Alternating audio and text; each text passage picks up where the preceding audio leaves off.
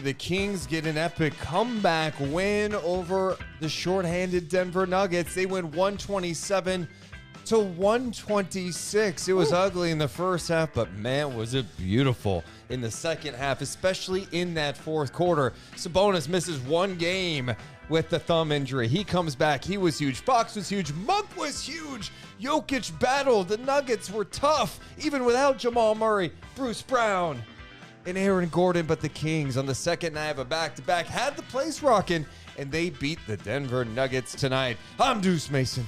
That's Morgan Reagan. How you doing, Mo? Fantastic. That was an elite recap within 20 seconds of the intro, so well done. So I try to do at the start, recap, boom, punch them, and let's get started on the here's Jets. your tease for the show. This is what it is, because that was effing awesome.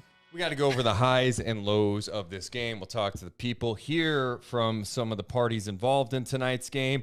But yeah, I mean, the Kings needed a win last night. We were pretty down about how they closed the game, but also realistic about, hey, they took on a pretty good Denver Nuggets team, right? A Denver Nuggets team that has been rolling, playing some good basketball. They're without Sabonis. Headed in tonight, you're wondering, is Sabonis going to play? Not only did Domantas Sabonis play, but the fact that we spent 15 minutes last night discussing, but how is he going to look? I mean, it's one thing if he plays, but is he going to be able to... Is he going to be the same? I hate us. This guy's a freak. And talking to some people before the game, they're like, he's one of the toughest players you'll ever meet in the league. There's a lot of guys around the league that injury happens, they sit out. Yeah. This guy missed one game, his hands wrapped up, and he goes toe-to-toe with the MVP, the two-time MVP. And he was awesome tonight. A season high in points for Domantas Sabonis. The guy's a dog. 31 points, 10 rebounds, 5 dimes, 12 of 18 shooting. He played 38 minutes tonight, Morgan. Yeah, we went into a little dark mode last night, and I think when you talk about dark mode, you just have to be realistic, right? Like, okay, he's a lot of the Kings' identity. I mean, I was listening to national podcasts and watching national shows, and everyone was talking about it as well. Like, oh, well, what will this Kings do without Sabonis? He says, F all of you, I'm coming back after I just broke my thumb, and I'm going to have a monster game like this. What a response, not only from him battling through this injury, but from this entire squad, because I know later on we're going to talk about the flaws in this game, because yes, absolutely, there were a lot. But I was telling Deuce before we jumped on the pod, though, it's about how you respond to the flaws. And it's not only how they responded from last night's loss, because obviously it wasn't great in the first half of this one, but it's how they responded to even their first half of this game and found a way, the will to win this one. Yeah, they improved to 18-15 on the season with the win. And really, the second half was much better. Sacramento outscored the Nuggets 65-51 in the second half. That's after a first half in which they gave up 75 points and were outscored 75-62. So a much better job in the second half. But when you look at the fourth quarter, crunch time, how's it going to go?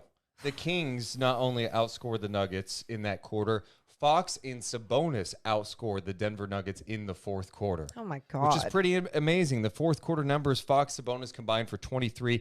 De'Aaron Fox had 15 points in the fourth quarter on 6 of 7 shooting. Sabonis chipped in 8 points on 3 of 3. Sacramento shot 72% in the fourth quarter, while Denver was 7 of 18 for 39%. Deuce, though, we could play that game. If you had told me coming into tonight's podcast, hey, Morgan, the Denver Nuggets, Jokic finished with 40 points. Yeah.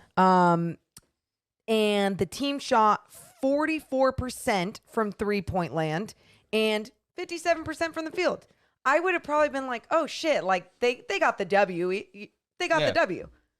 Amazing that's the way that they closed out the fourth quarter, contesting shots, making guys' lives much more difficult. Sure, some shots weren't falling. You saw late in that one, Jokic had one in the paint that was usually just automatic for him. But again, it was the Kings defense doing a much better job with their intensity, disrupting shots, disrupting the ball handler's vision, Davion Mitchell. Just amazing. Yeah, and for the first time in franchise history, they had 3 players score 30 or more in a game. We mentioned Sabonis' monster game with 31. Fox had 31 and 13 dimes. And then you had Malik Monk, who has been in a major funk really over the last 10 games. He was huge off the bench, 33 points, including the huge play late where he drove baseline, draws a foul, goes to the line, misses the first one, makes the second one to put the Kings up for good. Well, I loved whatever that sideline out of bounds play was for him to get that first step on the baseline, on the defender, and try and go up strong. I thought at first they were going to just call a strip. I'm glad that they ended up calling it a foul right away, shoving him to the free throw line with 0.7 left in the entire game. When he missed that first free throw, my heart hurt a little bit. Did yours? Yes, it did, but then it hurt even more when I saw the look that Jokic got at the end. I'm thinking, is that going in? Yeah, that was... No, it was pretty insane. Morgan, I think the game...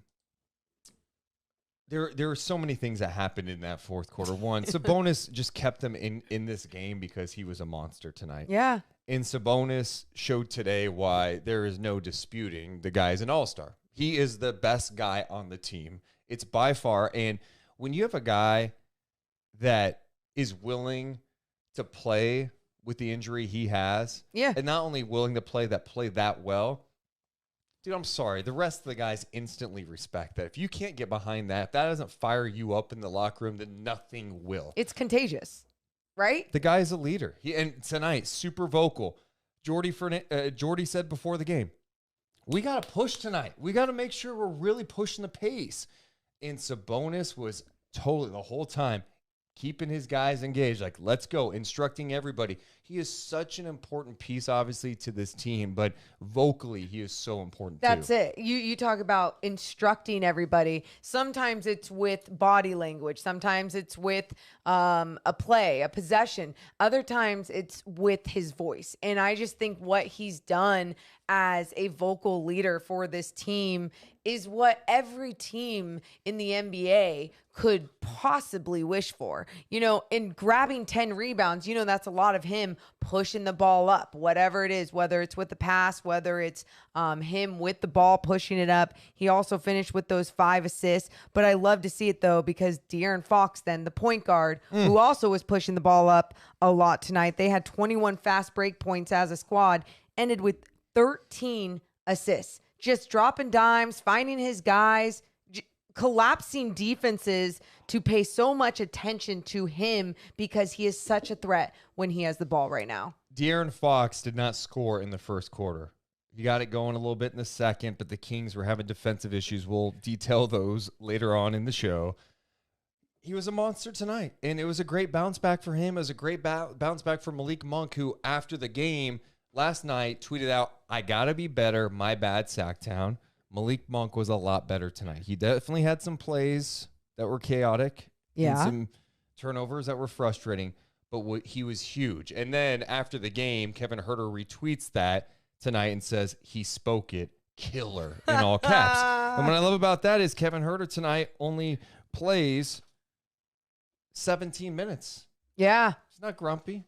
He wanted to get the win. They got a good team that really buys in. I do want to get to one more point, unless you have something going. No, get to your other point, because then I want to get to something in the fourth about De'Aaron Fox and his clutch moments.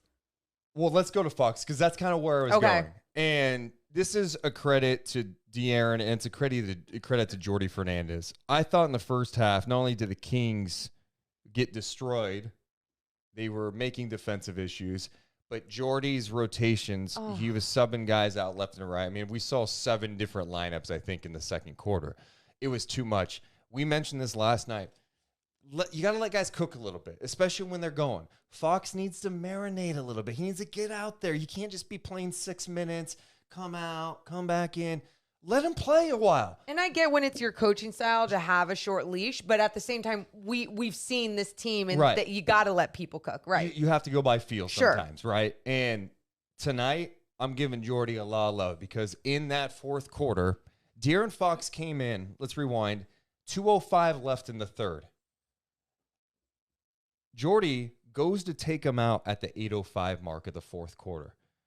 and I was watching. I'm like, let's see how this goes. He was going to bring in Mitchell and Herter into the game and take out Fox and KZ. De'Aaron's looking at Jordy like, no. He said something to Jordy, and Jordy changes his mind. Hell yes. Hell yes. Ends up going with Fox, Mitchell, Herter, Lyles, and Sabonis. So he puts Herter still in the game. They end up taking Monk and KZ out of the game. Mm-hmm. So that was huge.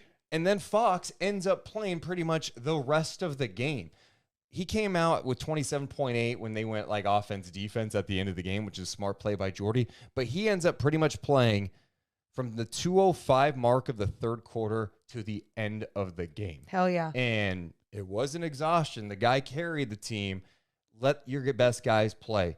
Fox wanted that moment. He was competitive. He wanted to respond after how he finished that game last night, and he responded in a big way. Credit to Fox. Credit to Jordy for that. And he was capable of that moment, right? I mean, how many times do you see guys around the NBA and you're talking about the amount of minutes that they played and they're the best players on these squads? It needs to happen. It's like you can worry about the postseason once you get to a postseason ever. It's been 16 years. And I think the mentality for this squad really does need to be the best players need to be playing on the floor. For De'Aaron Fox, though, in that fourth quarter, one of my favorite moments was I forget how the ball was pushed up, and maybe it was done by De'Aaron, and two defenders came on him. One of them was Michael Porter Jr., and he recognized that because Michael Porter Jr. stayed with him. He did a little hezzy, took a first quick step baseline, and just finished it at the rack. That was and nice. It was just his recognition, understanding, okay, if Michael Porter Jr. stays on me, I know what he lacks defensively, and I'm going to take advantage of that. Just a smart, quick moment by him. The other thing he did was when he wants to stay in the game, he's playing a ton of minutes, second half of back-to-back, he went for that hammer jam. Oh, my God. He wanted to kill somebody. He was trying to catch a body. He Yes. got fouled on the play, ended up making both free throws. He was able to cut out to 112, 106 at that moment. A couple of plays later, Sabonis matching up with Jokic. It worked out okay. Jokic gets the entry pass. Two defenders there. Pivots. Ball's knocked away by Sabonis. Sabonis with a steal. Kings push 3-on-1. Sabonis going all the way. Looks off a defender. Lays it up and in. And it's a 4-point game at 112-108. Defense leading to offense on a 3-on-1 break. And Sabonis took it all the way to the iron. Midpoint, fourth quarter.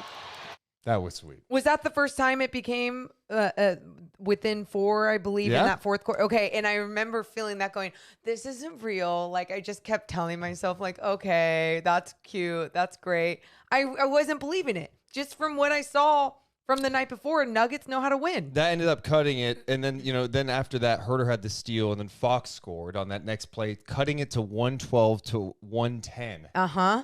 Yeah, it got pretty wild. Malik Monk was big, too. Now, a bad pass. It's deflected by Fox. Grabbed by Lyles. Leads it out to Monk. Runs to the rack. This game is tied for the first time tonight with 1:46 to go.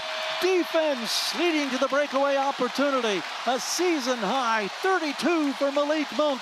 And the Kings have tied it at 122. How about you hear that? Those two plays. What are you hearing? Oh, defensive plays coming up big. Coming up big. Just big, intense moments. I remember again at that moment, I was still like, no way. Okay, don't move. Don't move. Stay in your lucky position.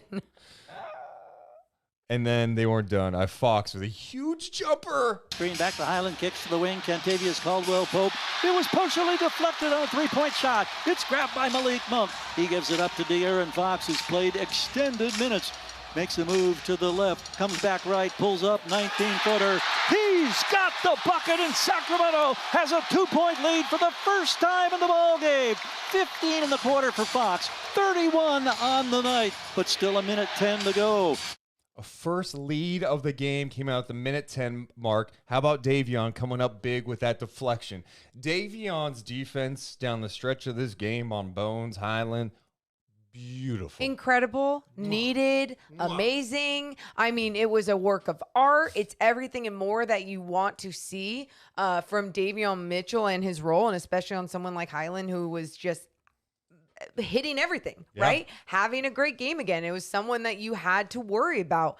Davion took away his vision at times, just really disrupted his game, which helped them on the offensive end. But on that last play that G-Man just called, De'Aaron Fox getting to his spot, it just seemed like the game was easily coming to De'Aaron by the end of this one. Which is great, because Right. last night there was too much sloppiness from him down the stretch. And then late in the game, Sabonis with a huge play. This was kind of a wild sequence on a Trey Lyles drive. Fox on the right angle, gives to Trey Lyles. He drives right side of the paint. He's got the layup opportunity, but the ball is too strong. And then he saves it, tips to Sabonis. Sabonis with the jam over the Joker. And the Kings go back on top. 52 seconds to go. 126-124. What an amazing play by Trey Lyles when he was flat on the floor after missing the layup opportunity.